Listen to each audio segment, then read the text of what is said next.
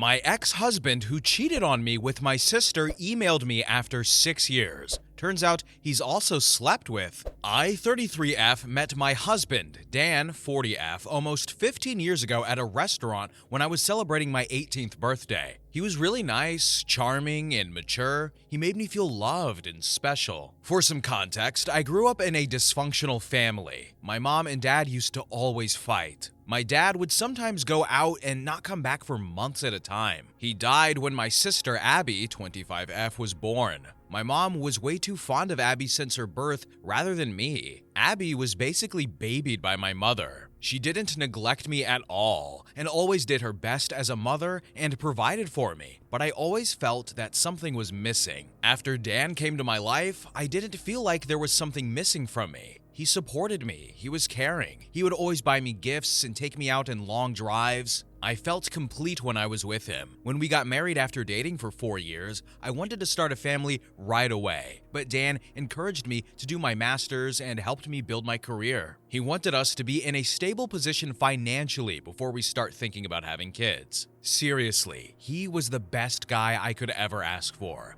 After 5 years of being happily married, I discovered that my husband was cheating on me with Abby. I discovered the affair when my husband made an excuse that he will go out of town for a week, but he stayed in town and he booked a hotel room where he and Abby can sleep with each other. This has been going on for 6 months behind my back. I was really devastated. Abby and I were close growing up. I loved her and cared for her. How could she do this to me? After the Discovery Day, or D-Day, Dan and I had a fight. I asked how could he do this to me, especially with my sister who just turned 19. He said he didn't love me anymore, that I don't give him enough attention, that I am not the same girl he fell in love with. Between this mess, I discovered that I was pregnant. But due to stress, I lost the baby. He didn't even care enough to visit me at the hospital when I lost our child. He was having a weekend getaway with my sister. I should have seen the signs. Abby would always be touchy with Dan. Dan would sometimes stare at her, but it is still very disturbing for me. My mother, as usual, took Abby's side and told me to just make peace with it. I wanted to end my life at that point because I had no one left. Lost my child and my husband, my whole family. Then my best friend Tina, my savior, came to my rescue. She was moving to another state and asked me to come with her. I said yes. I was already divorced at that point and we lived in a small town, so I would obviously run into my ex and my sister at some point. It took me a while to settle into my new life in a different state, but I met some kind people there. It helped me heal through some trauma. I still have trust issues too. I have also met my now husband, Tony, 32M, after 1 year of moving to the new place. I was really hesitant and kept my guard up, but he showed me that he is trustworthy and loves me a lot. I was so happy with him that I almost forgot about the life I had back in my hometown. His parents were really welcoming and generous people. We got married a year ago. I am now pregnant with our first child. Yesterday, I got an email from my ex, Dan, and it just brought back all the bad memories, and I am just paraphrasing his email. He mentioned that he misses me. He says he tried to find me, but couldn't. He is very miserable with my sister. She is very dumb and doesn't care about him like I do. I used to bake him a cake and throw birthdays for him, but Abby only texted him happy birthday and didn't even bother to buy him a cake. Plus, she is very rude. She doesn't respect him. She is always at the bar with her friends. He has also mentioned that she has cheated on him 5 times already. The last affair was with his cousin. Our mother also doesn't stop her. He will soon file for a divorce, but lately he has been missing me a lot. He wants us to try again as a couple. He wants us to become a family just like before. Since I do not have social media except for Instagram, which is private, he probably doesn't know that I am married and I have a baby on the way. I don't know if I should feel pity for him or just laugh, because the grass on his side is very brown rather than green. Update. I just wanted to say thanks to all of you who messaged me and showed me support. I've decided to send him an email and be done with it. It goes like, Dan, I am sorry to hear that you are suffering, but there is no way I would be with you. Yes, there was a time when I used to be that girl who would have taken you in a heartbeat, but that girl is not there anymore. That girl has died the day I had a miscarriage, and you were somewhere shacking up with my sister. I called you, but you never picked it up. I am married to a wonderful man who loves me and cherishes me. I am also pregnant with our first child. I am beginning this new chapter of my life with someone I love and care deeply. So, please, do not contact me ever again. You made your choice. You chose my barely legal sister over me. I do not care if she cheats on you or she doesn't respect you. Someone like you doesn't deserve loyalty and respect anyways. I have left my old life in my old town. It will be best for you to move on and have some self-reflect on yourself. You are just a deeply insecure man who is getting old and thought having a young woman would be good by your side. Goodbye. Update 2. A lot of you have been asking me what he replied. Well, he replied within an hour of me emailing him. He said that he was stupid enough to believe me, that I would still wait for him. And he said he would always wait for me, because no matter what, I will always be his baby doll. I cringed so hard. He used to call me that, but now it feels repulsive. I also got an email from my mom and sister. My mom just congratulated me and was excited that she is going to be a grandmother. And my sister also did the same and said she will be the cool aunt. I cannot believe these people. They forgot how they treated me when I needed them, and moreover, betrayed me. I cried for a long time because I've been reading your comments, and it seems like me and my sister were groomed by that man. I feel so stupid. I know I shouldn't be mad at my sister, but she was old enough to know it's bad to have an affair with a married man, especially with someone who is your sister's husband. I blocked all of them. I am 5 months pregnant already. I don't need more stress. God bless my husband, by the way. He comforted me when I cried and later took me out for ice cream. I hope I can move past this. Update. I am cooled down now. I think I can make a more elaborate update. Thanks to everyone who has shown me support. I needed it. The email from him, my ex, just struck me like a train. I had flashbacks of everything he has done to me. I think you guys deserve a detailed update. After I sent him the reply, he emailed me within an hour, saying the thing that I had mentioned in my second update. A few hours later, I got 2 other emails from my mom and sister. They sent me in my old email address that I hardly use now. I don't know how they know about my pregnancy. I try to keep a low profile. I still haven't posted my baby bump on social media or made any announcements. I only have Instagram to follow my friends, but it just scared me. I broke down crying on the spot. Luckily, my husband, Tony, was around. He held me and put me on the couch. He knows everything about me. I never hide anything from him. I was a little bit scared that my mom and sister would find me, and he reassured me that I am hundreds of miles away from them. I mean, we are on the opposite part of the country. Then he took me out for ice cream to comfort me. It took 2 ice cream cones to finally calm me down.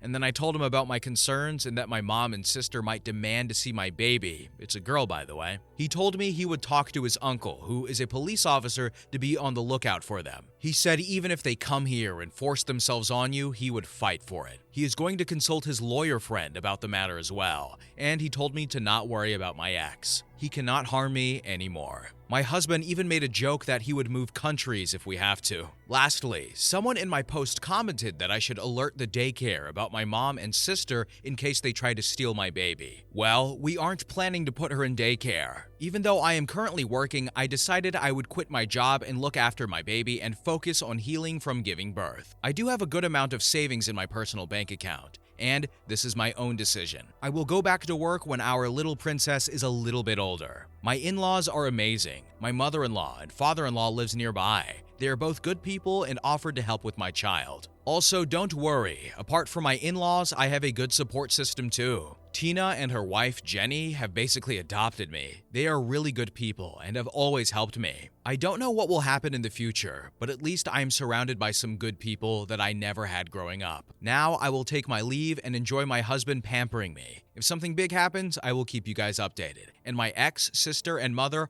are all blocked. I am very happy for OP. This is the good ending that I want to see. Maybe, hopefully she goes to therapy because it seems like something happened in the childhood and then the ex-husband messed her up and then the mom messed her up and then the sister messed her up. Man, life is messed up, isn't it? But also, speaking about the ex-husband, this once again, his email once again proves my theory that people who cheat on their partners just have something wrong in their brain. He cheats on his wife for his 19-year-old sister, and then emails her years later and be like, oh, I miss you. She doesn't treat me right. Bro, you didn't treat your woman right. So now this is what you made your bed, lie in it, you cheating little MFer. Let's go to the next story before I write a diss track on this idiot. Let's go. Story number 2. OP leaves and her kids are raised by a wolf pack. I, 28F, have 3 kids with my ex, 30M. We were never married, but we dated while I was in college. My senior year, I got pregnant and had twins, both boys. He moved me in with him and we were raising our kids together. 14 months after giving birth to the boys, I had a girl. And immediately after, I had postpartum depression. I wasn't doing well, and I decided to go back home to my parents to try and clear my head. Once home, I saw my old bedroom, my old things, and was kind of reminded of what I always wanted to do. I always wanted to take a gap year to travel, but I had gotten a scholarship to my first choice school, and it seemed silly to pass it up. I decided then, this is what I needed to get in the right mental state. I called BD and told him I'm going to Europe for a couple of months. He was incensed and tried to talk me out of it. I explained that this is what I needed to go back to being myself and to be a better partner and parent. So I went. He called me the first couple of months and kept asking if I was coming back. Then he eventually stopped calling. About 6 months in, my parents told me that he had filed to get full custody of the kids. I was mad he didn't tell me before doing it, but I thought I'd at least take full advantage and really see the world and get it out of my system. I traveled for a little over 2 years and visited every continent. When I was done, I really wanted to see my kids, but I felt guilty for not being present in their lives, and I didn't want to face my ex. One of the friends I made in travels offered me a gig as an English teacher in a private school in Thailand. I took the opportunity and spent the next 3 years doing that. This year, I returned stateside and stayed with my parents. They showed me pictures of the kids and told me my ex let them see the kids a couple of times. So I got in touch with my ex, telling him I was ready to be involved in their lives, and he flat out refused. I threatened to sue for custody, and he just replied, good luck with that, and sent me pictures of me partying in Europe. They are not flattering. My parents want to see their grandkids more, but they tell me it's all my fault for not being able to see them. Am I the a-hole for trying to see them? Then, in the comment section, one user said, Reddit, it's my time to shine. I had to make a brand new account to not reveal anything personal. I know exactly who this is. I know the kids and the dad. Those kids were raised by a wolf pack. When this pathetic waste of oxygen abandoned her kids, basically anyone and everyone who had a passing relation to the dad stepped up. His mom moved in for the first year to help with the babies. Neighbors, friends, and relatives all donated or bought stuff for the kids. Clothes, diapers, toys, anything he needed. One of his friends manages a restaurant and he brought them unused food almost every night. I work at a bank, so I had nothing useful to contribute other than money and time. One of our buddies runs an MMA gym, and he has a kids class that starts after school, so he takes them in after school until their dad gets off work. Whenever the kids need a babysitter, 2 or 3 rowdy men show up ready to be horsies or punching bags for the boys and tea party guests for the little girl. One of our other friends is a lawyer. He helped him gain custody and advised him through the process. OP's parents are rich, and they always offer money to help. On the advice of our lawyer friend, he always refuses. That way, he can't use that in any future custody battle. He didn't even let them introduce themselves as their grandparents, so they can't claim a relationship. Their dad is doing well now. Those kids don't want for anything. Every Sunday night, he hosts us to watch football and hangs out with the kids. His daughter delights in serving everyone wheat juice, and they are so much better off without this witch in their lives. So this woman said, hey, I got kids. I got 3 of them now. I gotta go. And the husband's like, what? She's like, yeah, I gotta go to Europe right now, just for a couple of months. And he's like, the kids. And she's like, hey, I'll be right back. And then comes back, 5 years later?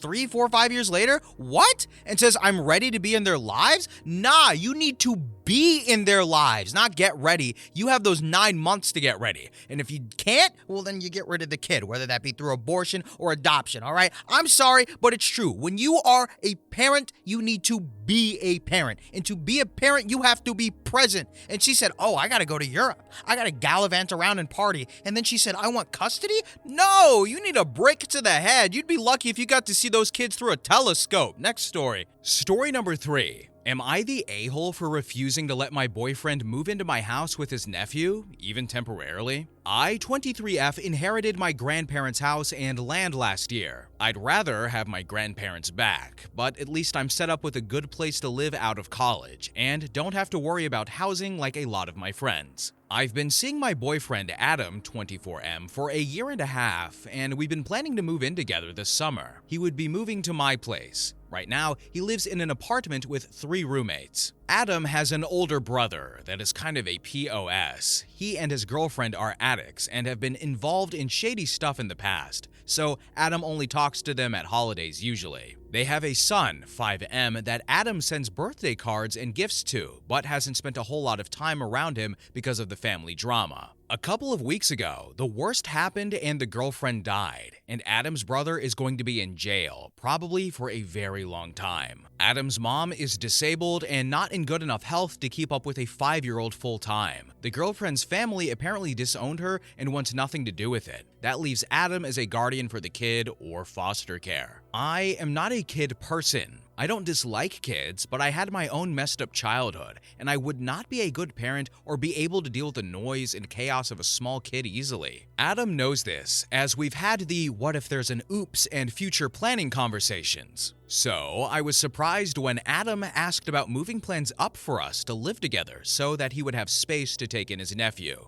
I said I wasn't okay with him bringing his nephew, and that since the situation had changed, the plan would have to be put off until something was figured out. He said there's no room for his nephew at his current place and rent is sky high, so he wouldn't be able to afford a new place on his own. My place has plenty of room and would be perfect, and this is literally the difference between his nephew staying with family and going God knows where. We argued, and his mom has been calling me to beg me to let them stay with me for a while until they can make other arrangements. I have a feeling that a little while would turn into permanently once the kid got comfortable. Mutual friends have been telling me I'd be an a-hole for not helping Adam at least temporarily, because I'm lucky to have the space. But I really don't want my space invaded like that and have to deal with kicking them out eventually if nothing else comes up. Here are some relevant comments. A lot of people pointed out that this is probably the end of the relationship, to which OP said, "Yeah, sadly, it probably is. I'd be happy to continue dating seriously without living together because it would still be a year or two before I'd feel comfortable getting engaged and married,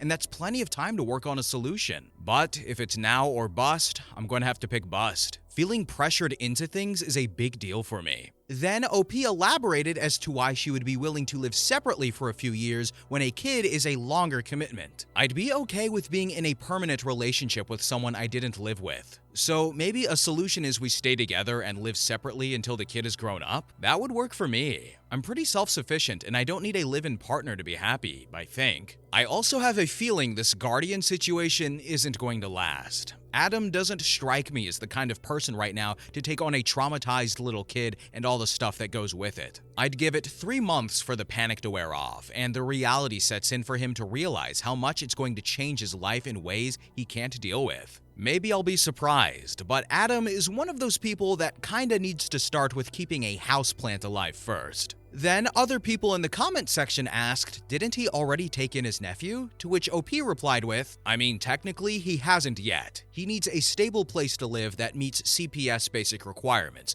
before they turn the kid over to him. So the kid is living in a temporary foster home right now. Then OP elaborated as to why she thinks he would not be a good fit for his nephew. We've been friends for a while before we started dating. He's never taken care of a kid. He's never even had a pet. He's a good guy, but he's a dude in his early 20s that hasn't had a whole lot of responsibility or tie-downs until now, and part of the reason that I want to ease into living together and thinking about marriage over a few years is that I grew up in an unstable environment with unstable people, and I was in foster care for a while, and I want to make sure he can settle and stabilize. I don't think he actually understands what's going to happen when the back padding stops and he has to deal with actually having a kid. I'm not trying to hate on him, but as someone who was a child in a similar need, I know that well-intentioned people like Adam often make it worse, and not every desire to step up is followed by a capacity to adequately step up without screwing up the kid even worse. If he can't hack it, it's the kid that's going to suffer the majority of the fallout. So I don't really think Adam is thinking of what's really best for the kid as much as he doesn't want to think he's a bad person for refusing to take on the kid. Foster care isn't the worst thing that can happen here. He can still be involved in the kid's life even if the kid is in foster care right now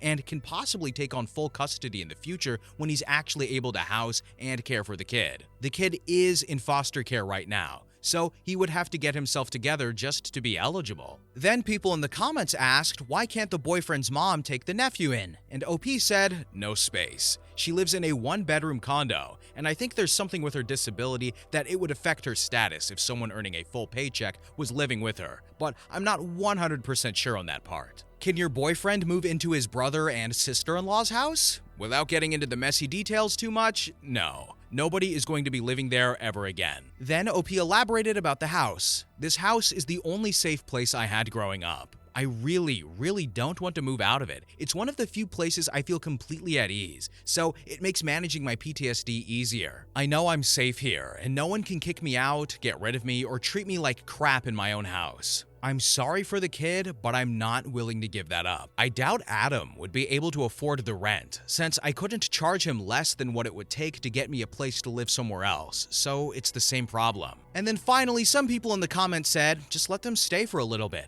And OP said, it's a lot bigger deal than that. Even with a lease, if Adam can't find somewhere and refuses to go, I would have to give them 30 days notice to move before starting eviction, and that would take at minimum like 30 days beyond that. So then I'm stuck for at least an extra month or two with two people in my house that I don't want there. One, an angry ex, the other, an already traumatized kid who will be taken back by CPS anyway if Adam is evicted with no place to go, and doesn't need to be exposed to any more adults fighting and instability. This is one reason why it's obvious to me that Adam isn't ready to parent this kid. He doesn't have a plan that doesn't involve other people doing most of it for him. Update number 1. Well, decision made. I broke up with him last night. Reading all the responses made me realize that I don't actually want him to move in with or without his nephew at this point. He did not take it well at all, but probably another reason why this wasn't going to work out in the end. Hopefully, he and his mom can figure something out together. Update number 2. Some of you guys were totally right about his intentions. He dropped the idea of taking in his nephew a few days after I broke up with him and called from a mutual friend's phone to ask me to take him back. I asked him why he wasn't going to take in his nephew, and he said it would be too hard to do alone. So, looks like he was expecting me to help him with the kid all along, instead of just letting them stay for a while. Without a free place to live and a built-in helper, he's not interested. I did not take him back. I think the breakup was the best thing that could have happened. I feel a lot better without him in my life. Thanks for the advice. Story number 3. I, 23F, won a free car. My boyfriend, 25M, and his family seem to think I'll give it to him for free. So I, 23F, won a brand new compact car in a raffle I entered a few weeks ago at a trade show I was at for work, which is awesome. But I already have an older car that I really like, and I just finished paying it off, so I can finally pay the cheaper liability-only insurance. My car still has a lot of life on it. It only has about 100k miles,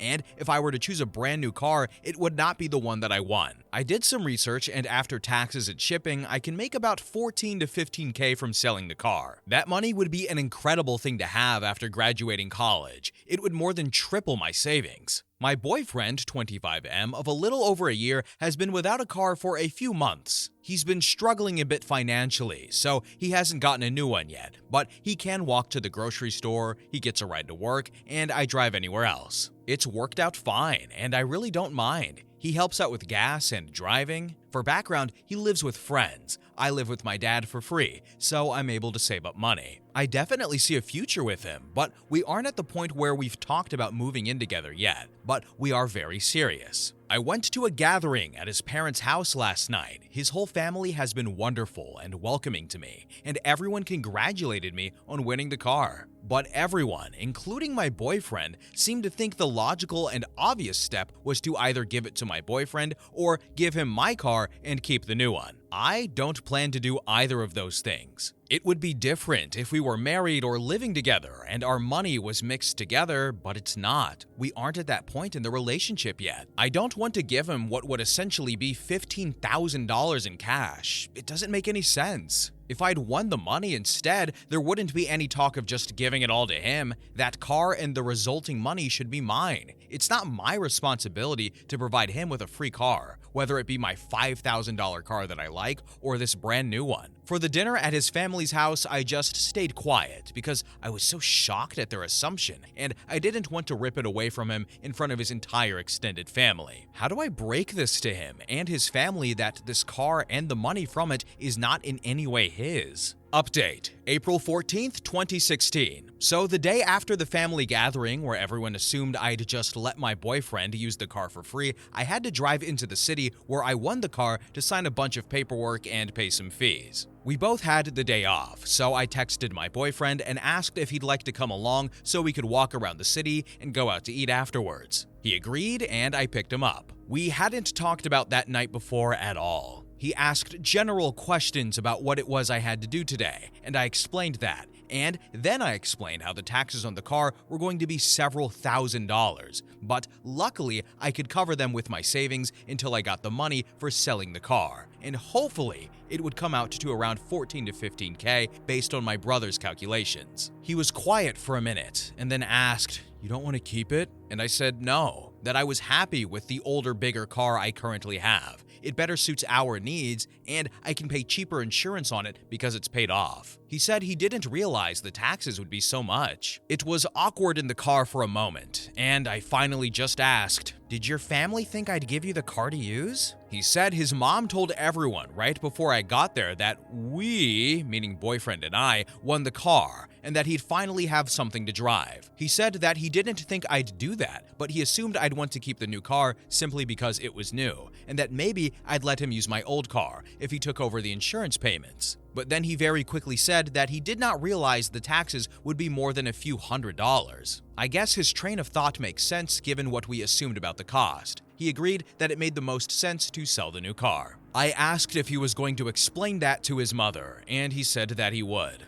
And that she views the two of us like a married couple already because she wants that so badly for him, and has been heavily pressuring him to propose to me. That I did not know. Neither of us are at a point where we're even remotely ready for that. We're happy with where we're at right now. He promised to talk to his mom and explain everything to his family, and that he wouldn't let any of them think less of me. I was worried about that. So, he waited patiently while I dealt with the company running the raffle. It ended up taking over 3 hours, and then we had a nice time strolling around the city, and I treated us to a very nice dinner. Remember, kids, assuming makes an ass out of you and me. But this seems like a pretty good ending for the story. They're still together. The family seemingly won't resent OP, so that's good. But it seems like this was just a case of making assumptions. And remember, sometimes when you assume, that's not the truth. And that seems to be the case here when the boyfriend realized, like, oh, I didn't think the taxes would be in the thousands. But I don't blame OP for not giving the car to her boyfriend. They've only been together for, what, like a year and a half, like she said.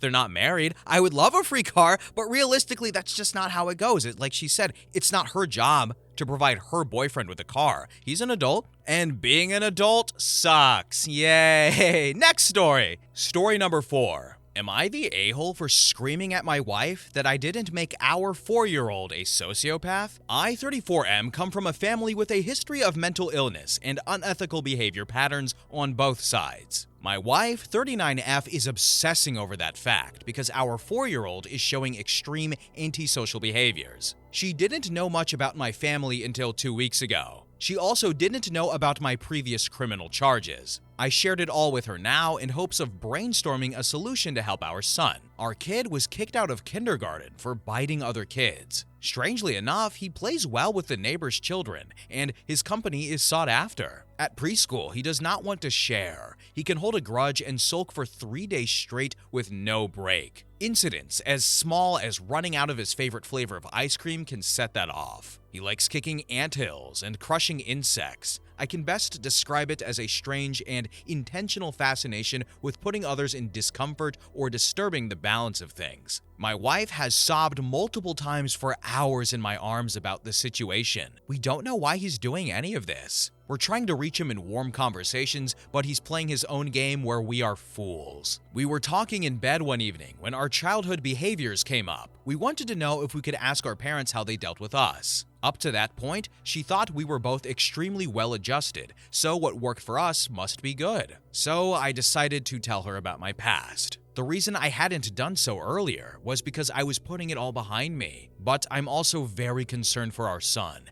and the filter came off without me realizing. As a child and up to my 20s, I also exhibited sociopathic traits. I remember searching other kids' backpacks and stealing money when I was 9. I'm not sure where I got that idea. At 25, my employer wanted to press charges against me for fraud. I had lied about going to an Ivy League level university when I didn't attend any, then proceeded to mismanage major products while admittedly creating toxicity. There are many other incidents in between. For a few years, I lived under a completely assumed identity and a false backstory for a reason I can't quite say except the thrill of it. Lying has always come naturally to me as an immoral tool for navigating situations. My wife made a good point that my surroundings could have caused that behavior, but our son has had a very sheltered life. My Uncle Jeff is a sociopath. He's never treated people with respect and was jailed for fraud. My Aunt Kate is a sociopath whose 2 eldest children no longer speak to her. They reported horrific abuse while growing up.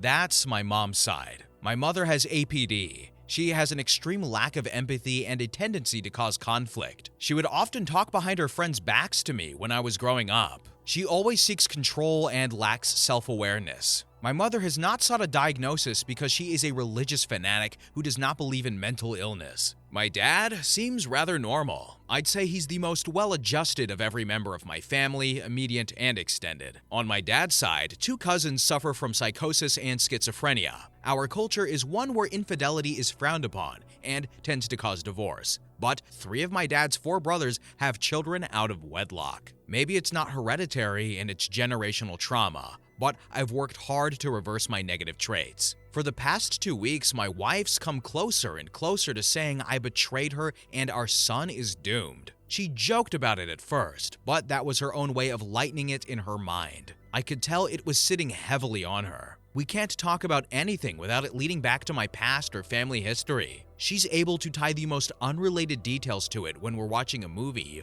or taking a walk. We were doing the weekly shop together when she tried to joke about me having a shoplifting gene. As it happens, yes, I did have a shoplifting habit for a while as a schoolboy. That was something that I kind of buried in my mind. I had that nostalgic ecstasy when you remember a period after forgetting it entirely for years. I thought we were carrying on with the chit-chat, so I started recounting the details as they came to me. She turned serious all of a sudden and said this is a serious issue, and it's like she doesn't know who I am. She started saying our son is in serious trouble and needs help, and if she'd known, she could have sought help for him when he was extremely young, but she didn't because I never told her, and that was unfair to her and an evil thing to do. I lost my temper and screamed that she must not be smart to have married a sociopath and not realized all this while. Clearly, I've changed, and the whole thing seemed worth a look in the beginning, but now it seems like voodoo thinking to me. She hasn't spoke to me for hours. When I approach her, she faces another direction or tells me to get away. Am I the a-hole here? Update. I need advice to resume control of my marriage ASAP.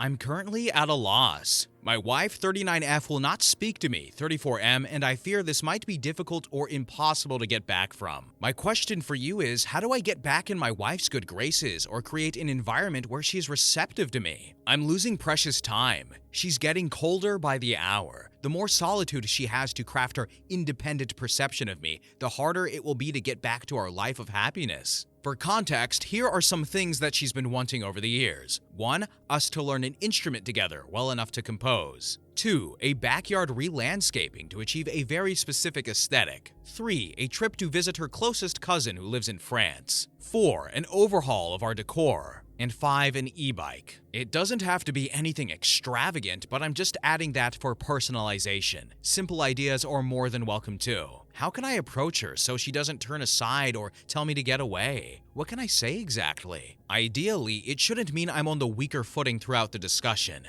Thank you for your suggestions. The more specific, the better. Here are some relevant comments. User 1 said, "Do you think your wife's anger is valid? Genuinely, this is not meant to be a gotcha question. I just can't figure it out from your answers." Then OP said, "It's disproportionate and therefore not valid in my mind. But I understand that people need to feel understood and accommodated even when their reactions are irrational." Then user 2 said, "You are not the arbiter of rationality. Everyone other than you thinks her reaction is valid and rational. If anything, she's underreacting." Then OP said she's overreacting because this isn't worth throwing away 5 years and a happy future. That's up to her to decide, not you. Our son's life is involved, along with my lifestyle, so it's not a one-person decision. We all have skin in the game. She still has agency and can and should leave you, either with or without your son. Okay, thanks. If you were planning to leave a husband, what preparations would you be putting in place? What would be the tells? Are you going to murder her? Do you consider that a reasonable choice? No, I've never been involved in violent crime, ever. I'm asking because I find your point reasonable and would like to investigate whether she is indeed planning to disappear. Again, what would be the signs? You've never been involved in violent crime, yet you had never yelled at her until you did. I do not trust you to be self-aware enough to predict your own behavior. Hopefully, you'll wake up one morning and she'll be gone. What you're saying is alarming because our son is also mine. What are the signs that someone is planning to disappear? How can I investigate? I'd really appreciate you answering these questions, please. I'm not going to help you because doing so would hurt your wife. I want her to be safe, happy, and alive. Giving you clues would put that in danger. You seem like a genuine person. I assume you also sympathize with my son and don't want him to be abducted. Being separated from me will cause him significant stress and harm his psychological well-being. What are the indicators of someone preparing to disappear within a few days? Thank you. Your son would benefit from intensive psychological intervention as soon as possible. If you cared about him as a person, you'd want him to turn out to be nothing like you. Distance between you and him would benefit him. My wife is not equipped to raise him if he really is developmentally disturbed like I was. He needs someone who understands him deeply to shepherd him through childhood and adolescence. Otherwise, he'll keep getting into trouble and enjoying odd things without knowing what's wrong with him. You said you don't think anything's wrong with him. Your wife might get him the help he needs, so he's got a fighting chance with her. I'm not your enemy here. If I met you IRL, I'd go out of my way to make you feel comfortable and cheerful. I promise that. It'll probably never happen, but I just want you to know where my heart is. Helping me to see if my wife's planning to leave won't put her in danger. I'm not that kind of person. If she needs to go, I want to do it more civilly, so she doesn't become vulnerable while living like a fugitive. I want what's best for everyone. Please help me achieve that, and I'm so glad we've been speaking. You are transparently trying to manipulate me. It is obvious. I do not trust you. You need to let your wife go. I wasn't. Even if you don't believe me, I still like you very much from the sense of your personality that I've gotten. You are lying. You've learned that complimenting people gets them to give you what you want. That's okay. I can see why you wouldn't believe me, but I'll definitely credit you for this conversation as I try to be a better husband and father. Feel free to share pointers on how to see if my wife's planning to disappear. It would be bad for her to get involved in an accident or something while fleeing in the middle of the night. Everything I've said boils down to you not being capable of being a decent husband or father. You don't deserve to be either. I have grown fond of you over this chat. Thanks. Well, that's a lie. Immediately after this comment, you went on to say the opposite on your other post because she didn't do what you wanted. Your desperate manipulation attempts have gotten sadly transparent. Then, in another comment thread, all of OP's comments were removed by the moderators, so we only have the responses made by other users, but we will read them to you anyway. Comment 1.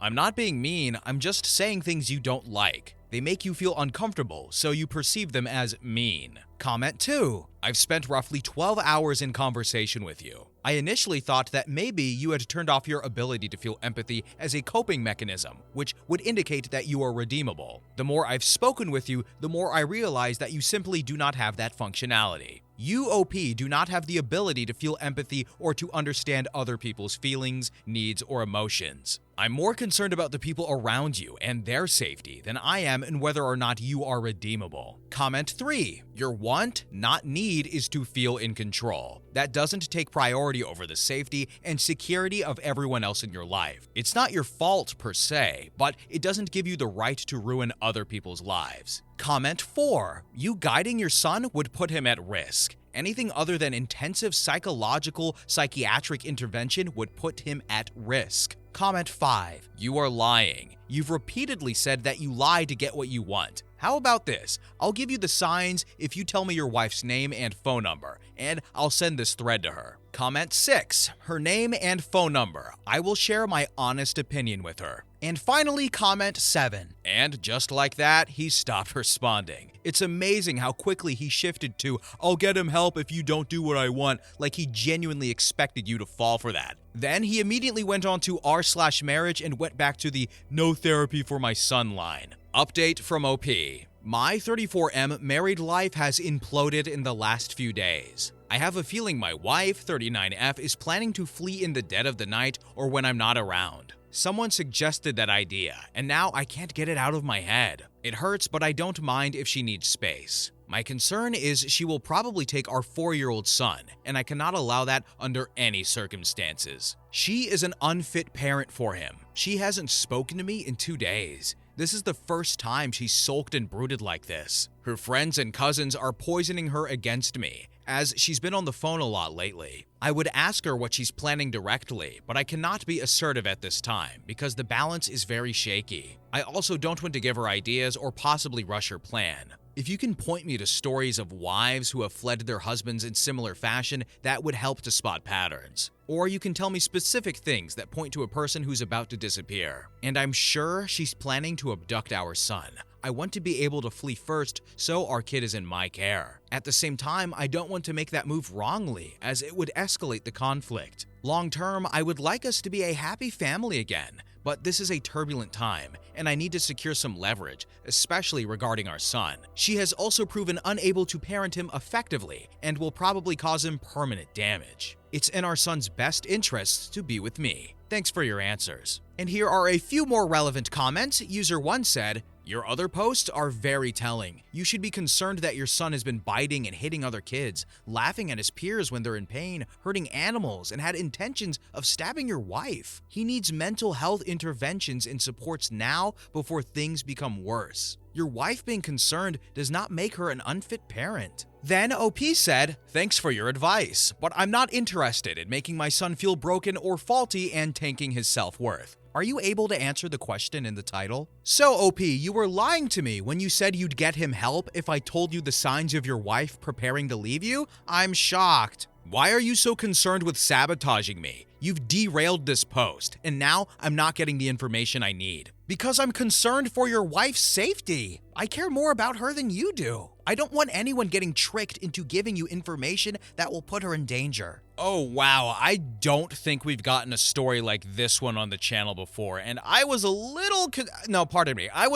of concerned reading OP's replies and comments and the replies to OP because you just see the thought process and you know his game, so you can see him doing it in real time, and it was really scary to see. Obviously, he can't help it. It's in his family in dramatic amounts, but I just hope that the child and the wife can get somewhere safe away from OP because he is not in the right place right now. It seems like he's derailing. He mentioned that he tried to better himself, and maybe that did happen, but it seems like him opening up about it to his wife and him being concerned has just derailed any recovery that he may or may not have had. But anyway, guys, this is probably one of, if not the longest videos I have recorded for this channel, and oh my god, I am so tired. But thank you for watching, and remember, I don't just do voiceovers, I do voice acting. Here, take my card. Take it. Okay, I'll just email you my card anyway. But thank you for watching this whole thing. It means a lot. And press the freaking buttons or I'm gonna give you a hug. All right, bye-bye.